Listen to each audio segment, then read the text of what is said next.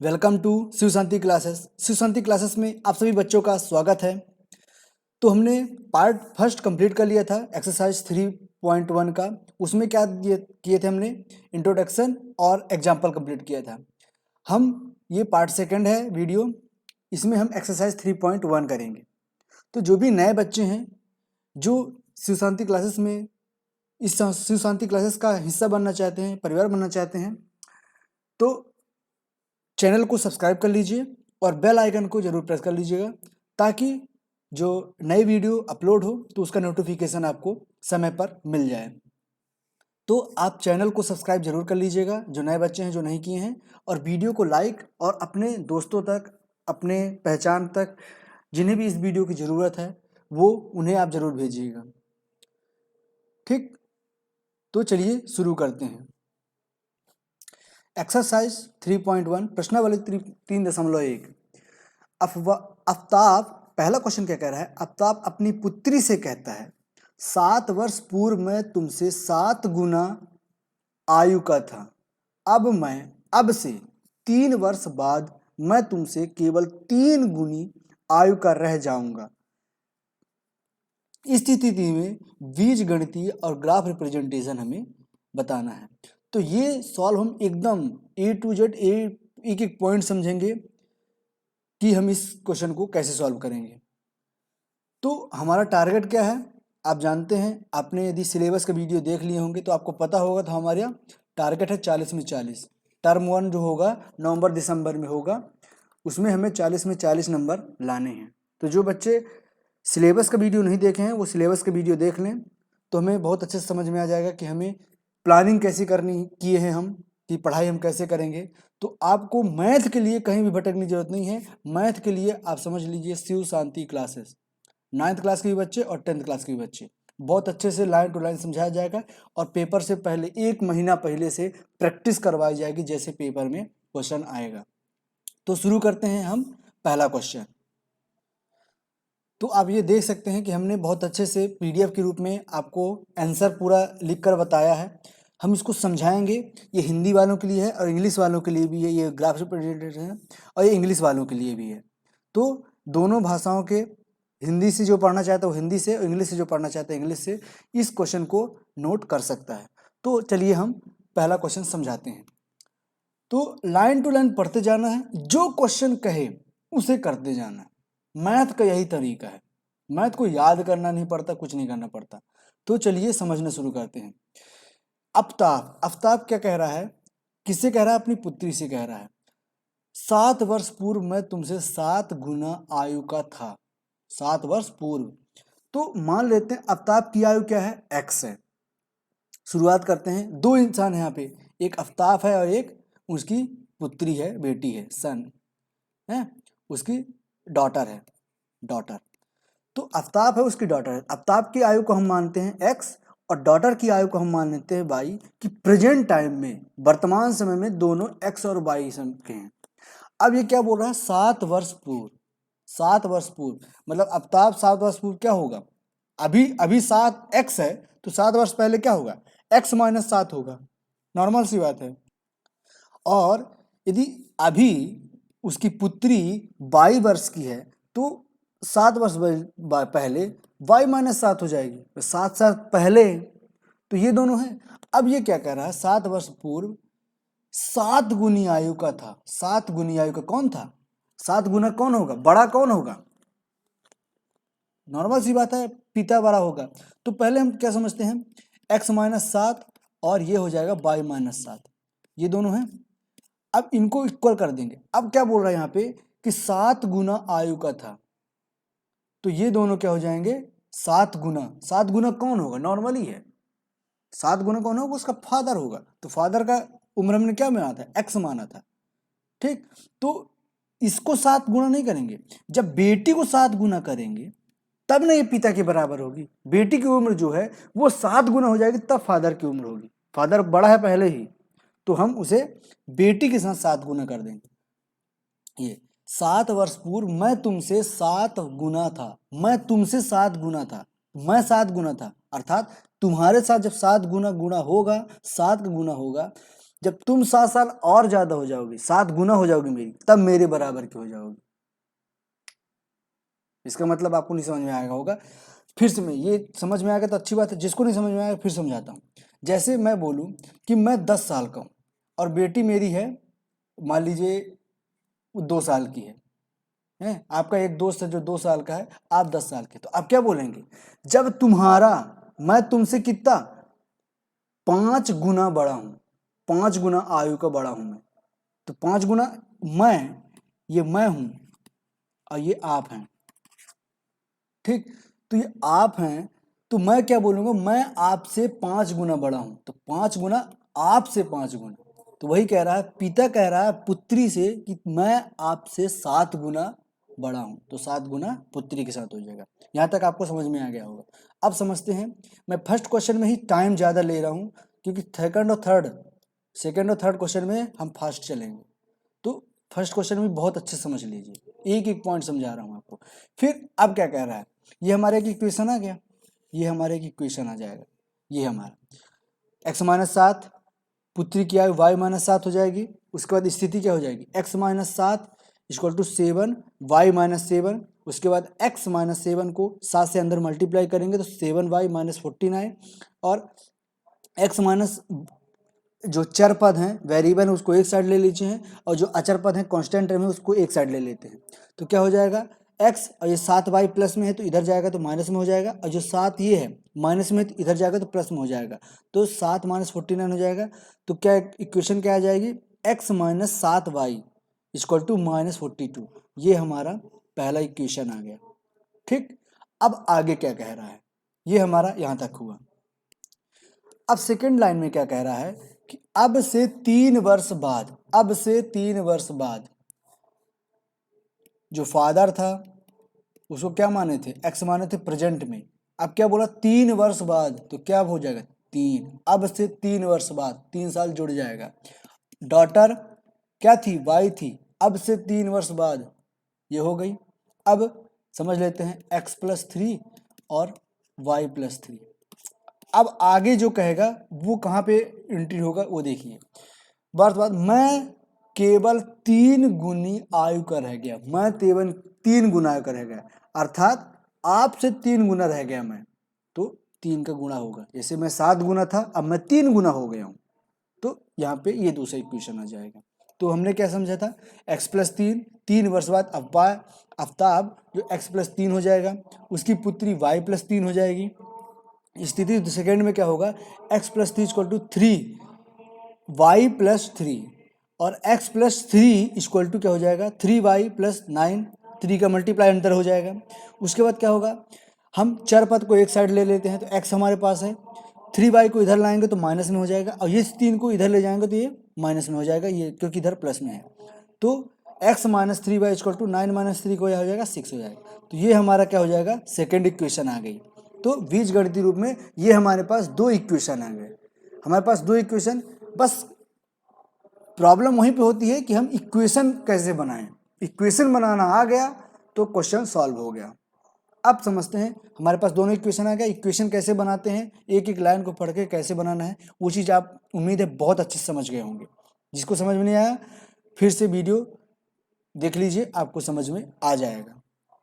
Video की quality कम लग रही हो तो आप वीडियो की क्वालिटी मोबाइल से बढ़ा लीजिए, कोई प्रॉब्लम नहीं होगी। नहीं दिख रही तो यहाँ से सब कुछ ठीक है, आपके मोबाइल की क्वालिटी कम है उसे आप बढ़ा लीजिए। तो चलिए अब आगे चलते हैं ग्राफ रिप्रेजेंटेशन में।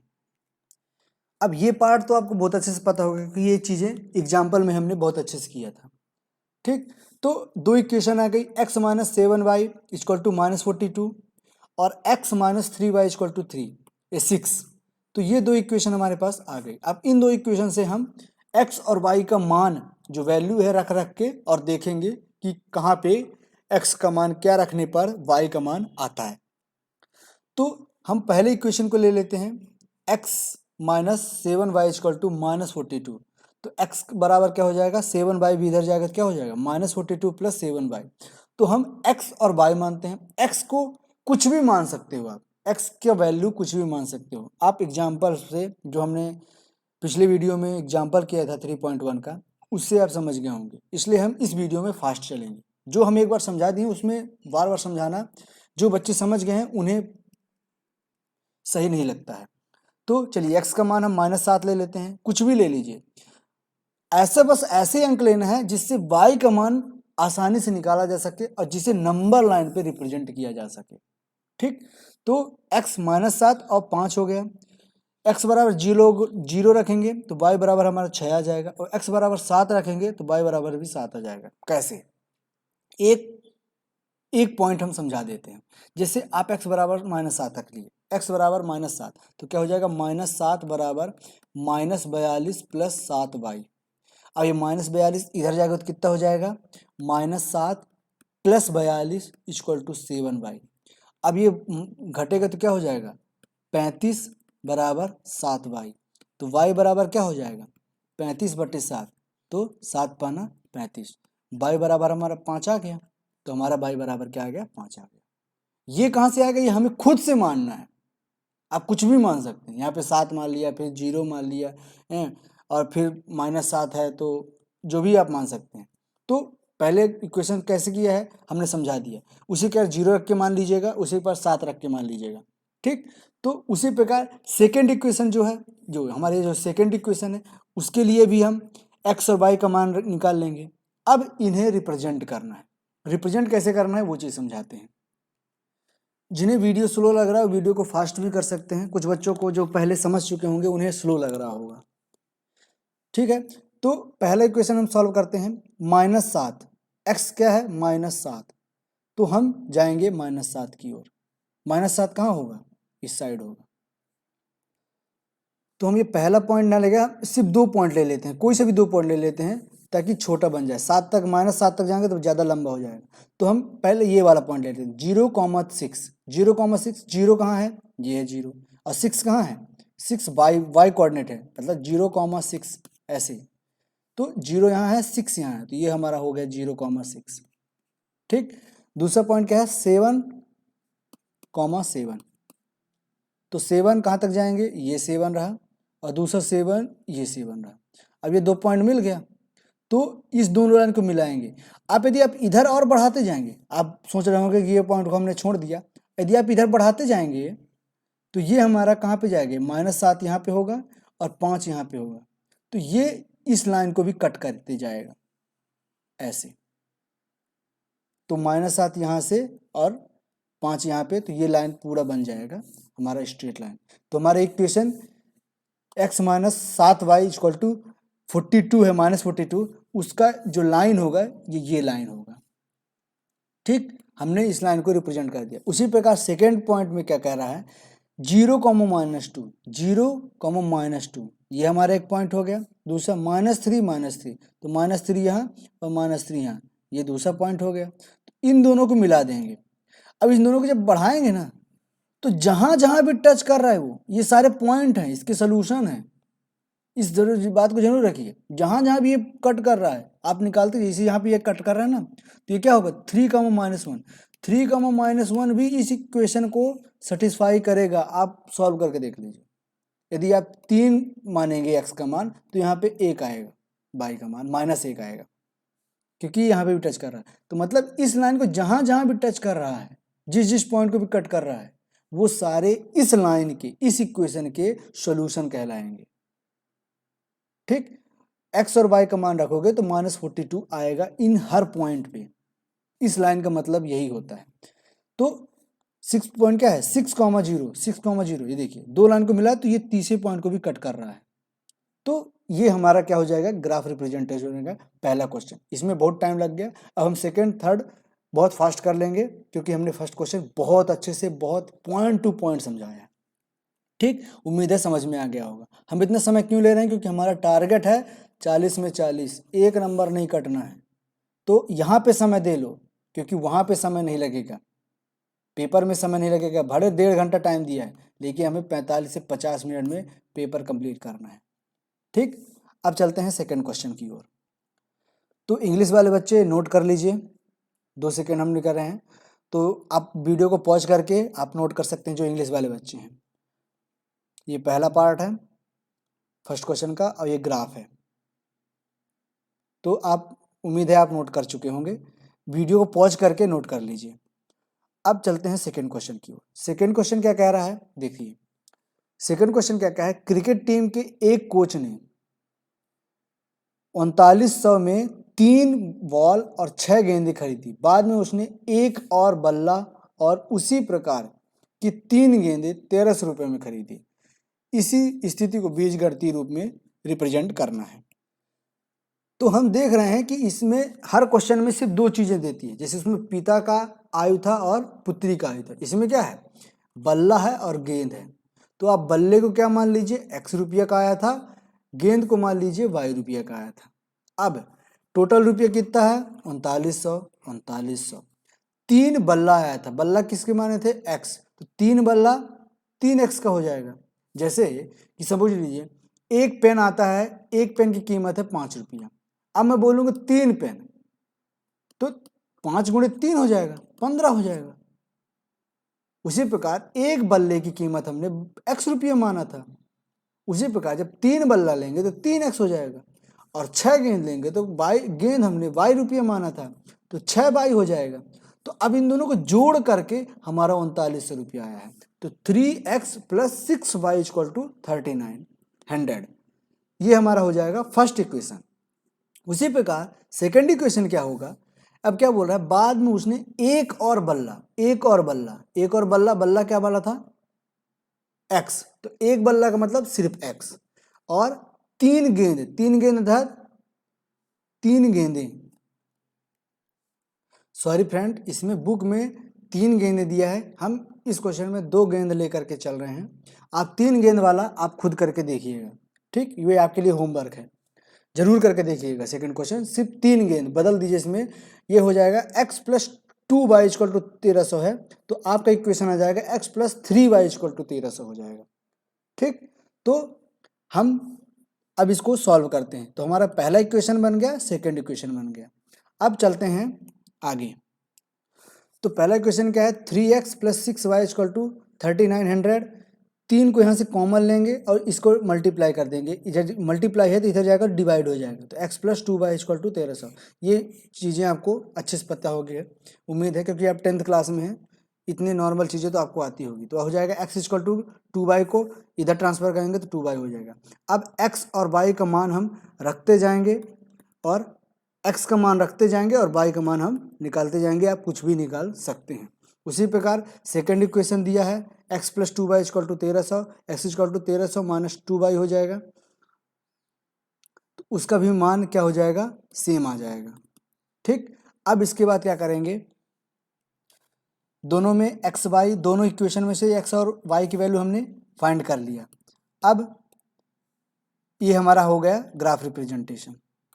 तो क्या क्या आया था, 300, और ये हमारे x और y की वैल्यू हमारे वैल्यू आई हैं। तो हम इसमें से हम क्या मानते थे, x में 1 2 3 मानते थे, तो हम 100 200 300 400 मानेंगे, क्योंकि हमारा मान हम 100 के ऊपर लिए हैं। तो पहला पॉइंट कहाँ है, 700, 700 के बाद क्या है, 300, तो ये हमारा 700 300, ये पहला पॉइंट मिल गया। 500 400, 500 यहाँ 400 यहाँ, दूसरा पॉइंट मिल गया। तीसरा पॉइंट क्या है, 300 और 500, ये हमारा तीसरा पॉइंट मिल गया। दोनों इक्वेशन में सेम पॉइंट मिले हैं, अर्थात दोनों इक्वेशन कैसी है, ओवरलैप है, एक के ऊपर एक है, अर्थात दोनों इक्वेशन के जो सोल्यूशन है ना, बहुत सारे हैं, कॉमन सोल्यूशन, जितने भी सोल्यूशन होंगे दोनों में बराबर होंगे। जो इक्वेशन फर्स्ट का सोल्यूशन होगा वही सोल्यूशन सेकंड का भी वही नंबर रखने पर x मान, जैसे फर्स्ट इक्वेशन में जो x और y का वैल्यू आएगा उसे यदि हम सेकंड इक्वेशन में रखेंगे तो उसका भी मान हमें सही मिलेगा। इस पॉइंट का मतलब ये है। अब चलते हैं क्वेश्चन नंबर 3 की ओर। उम्मीद है आपको समझ में आ गया होगा। तो इंग्लिश वाले बच्चे क्वेश्चन को पॉज करके लिख सकते हैं। इंग्लिश में भी 2 ही रख के बनाया गया है। इसमें x और y का मेनू देखिए वैल्यू अलग अलग लेके दिया गया है। तो अब 2 2 मतलब x और y का मान 6 6 वैल्यू मिल गई आपको, एक इंग्लिश वालों के लिए, एक हिंदी वालों के लिए।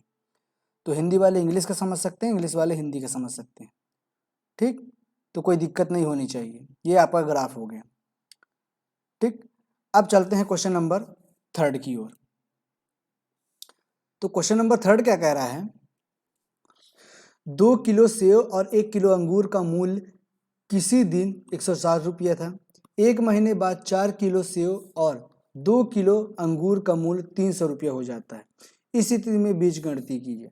अब क्या दिया है, दो चीजें इसमें क्या कह दिया है, सेव दिया है और अंगूर दिया है, सेव और अंगूर।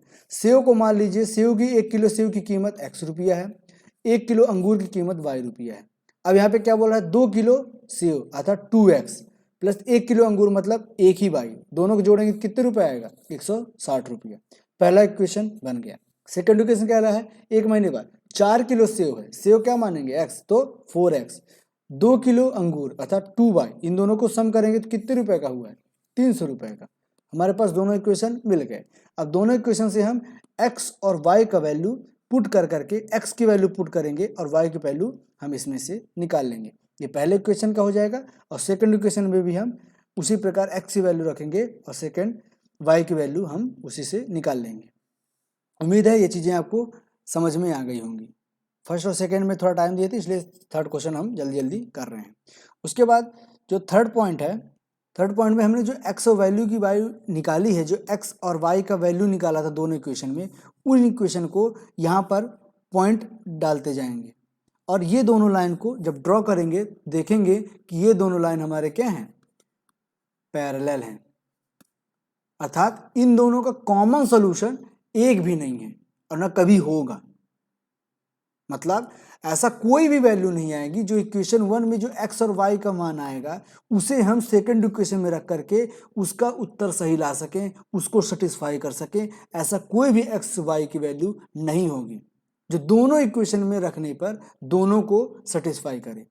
ठीक, तो उम्मीद है ये तीनों क्वेश्चन आपको समझ में आ गई होगी। तो इंग्लिश वाले बच्चे ये है, नोट कर लीजिए, वीडियो पॉज कर लीजिए और नोट कर लीजिए। ये आपका ग्राफ हो गया। तो उम्मीद है ये तीनों क्वेश्चन आपको अच्छे समझ में आ गया होगा। अब मिलते हैं नेक्स्ट वीडियो में एक्सरसाइज 3.2 के इंट्रोडक्शन के साथ। तो तब तक सुरक्षित रहिए और जो बच्चे अभी तक चैनल को सब्सक्राइब नहीं किए हैं चैनल को सब्सक्राइब कर लीजिए, वीडियो को लाइक कर दीजिए और शेयर जरूर कर लीजिएगा। जब सब्सक्राइब कर लेंगे तो आपका इस तरह इंटरफेस हो जाएगा और लाइक जरूर कीजिएगा। जो भी परेशानी हो आप इस कमेंट बॉक्स में लिख सकते हैं। इसी कमेंट बॉक्स में जो सिलेबस नहीं देखे हैं सिलेबस का भी लिंक इसी कमेंट बॉक्स में मिल जाएगा, या कि आपको डिस्क्रिप्शन में जाएंगे तो वहाँ भी मिल जाएगा। तो प्लेलिस्ट पे जा करके जो पुरानी क्लासेस हो चुकी हैं वो भी आप सब कुछ कंप्लीट कर लीजिए। तो उम्मीद है आप सारी चीज़ें समझ में आ गई होगी। तो मिलते हैं नेक्स्ट वीडियो में, तब तक के लिए जय हिंद जय भारत।